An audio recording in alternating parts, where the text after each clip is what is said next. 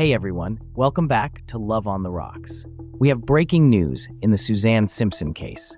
It's been 16 days since she vanished, and the story just keeps getting more and more complicated for those who haven't been following every twist and turn.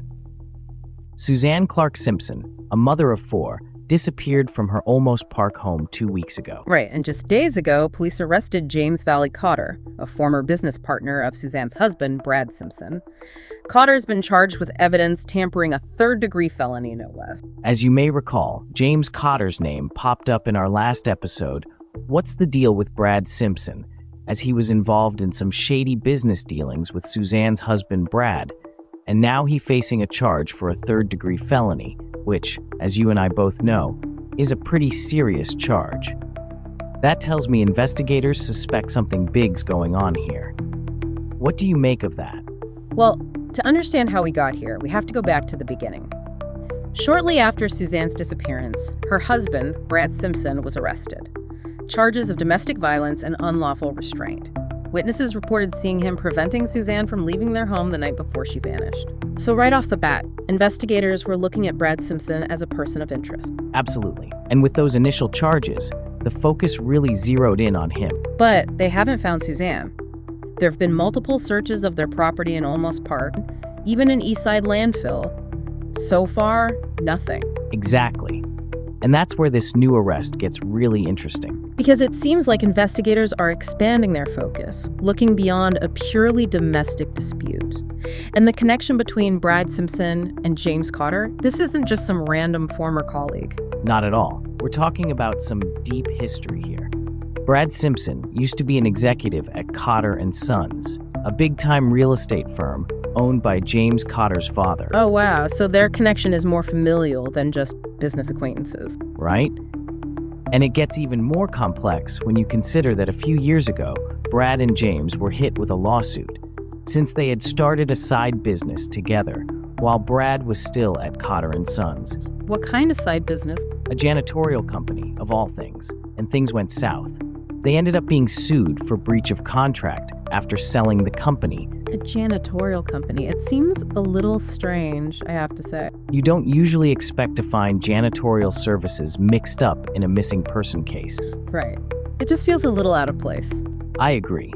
But when you consider Cotter and Sons, their history with real estate in San Antonio, it makes you wonder. Even a small operation like a janitorial company, it's not hard to imagine connections to bigger things. You know, shady agreements, that kind of thing. Interesting. So you're saying this lawsuit might actually be relevant to Suzanne's disappearance? It's definitely possible. I mean, think about it. This lawsuit involved accusations of bribery. There were even bankruptcy filings. That tells me this wasn't just a simple business deal gone wrong. There's something more to uncover here. And those details, those connections, they could be what investigators need to figure out what happened. Okay, I see what you're saying. So we've got this tangled web of past grievances and business dealings. But let's talk about this evidence tampering charge against Cotter. It's strange, right? I mean, the authorities haven't said exactly what evidence was tampered with. Exactly. They're keeping that part under wraps for now, which makes it even more intriguing. It's true, but the fact that they're hitting Cotter with a felony charge that speaks volumes, they clearly believe he's hiding something important. Right? And the rumors swirling around, they're pretty unsettling. There's talk of a weapon, potentially something connected to Suzanne's disappearance. Unconfirmed, of course, but still. Wow, that's disturbing. I mean, if those rumors are true, this is escalating quickly. Exactly. It's not just a messy personal situation anymore. It could be obstruction of justice, potentially even worse. And you have to wonder about the difference in charges and bond amounts. Cotter is facing a third-degree felony, which is a much more serious charge than the misdemeanors Brad Simpson is facing. And don't forget the bond. Cotter's is set at $500,000. Brad's is only $200,000. It makes you wonder who authorities see as the bigger threat here. It's like they're saying, we're on to you, Mr. Cotter. We know you're involved somehow. Right? It makes you wonder if they're building a case that goes beyond Brad Simpson. Could Cotter be involved in something bigger, maybe even a conspiracy? It's certainly something to think about. Okay, deep divers, put on your detective hats. We're dealing with a missing person, allegations of domestic violence, a former business partner arrested for tampering with evidence, and whispers of a hidden weapon. What do you make of it all? What do you think is the most important thing to focus on here? There are so many pieces to this puzzle. What stands out to you? You know, it's funny you should say that. The thing that really gets me is the timing of Cotter's arrest. Yeah, why wait 2 weeks to bring him in? It's curious. Right? It makes you wonder. Was it strategic? Did they need time to build their case? Or did something happen that made them move on him now? It's like they're playing chess. Every move calculated. Exactly. And we're just trying to figure out their game plan. Okay, last question. We've spent a lot of time talking about this connection to Cotter and Sons, this lawsuit. But can we really say a past business deal, even one with accusations of bribery and bankruptcy, could this be motive enough for someone to go missing? What do you think? I mean, that's a good question.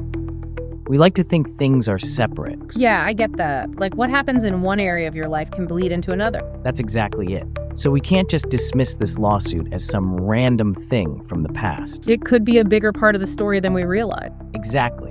What if there's something else there? A secret agreement, a grudge that hasn't gone away. Something that ties Brad Simpson's time at Cotter and Sons to Suzanne's disappearance. That's what investigators will be trying to figure out. Well, this has been a real roller coaster, hasn't it? We started with a missing person, then allegations of domestic abuse, and now we're talking about a potential cover-up, possible ties to the world of San Antonio real estate. And we can't forget about that evidence tampering charge. What did Cotter know, and what was he trying to hide? It's a lot to unpack, that's for sure. And we may never know the full story of what happened to Suzanne Simpson, but one thing's for sure. This case is far from over. You got that right. Every new piece of information could change everything. It's like we're peeling back layers of an onion. And who knows what we'll find at the center. So deep divers, what do you think? Where does this investigation go from here? Let us know your theories, and until next time, keep digging for the truth.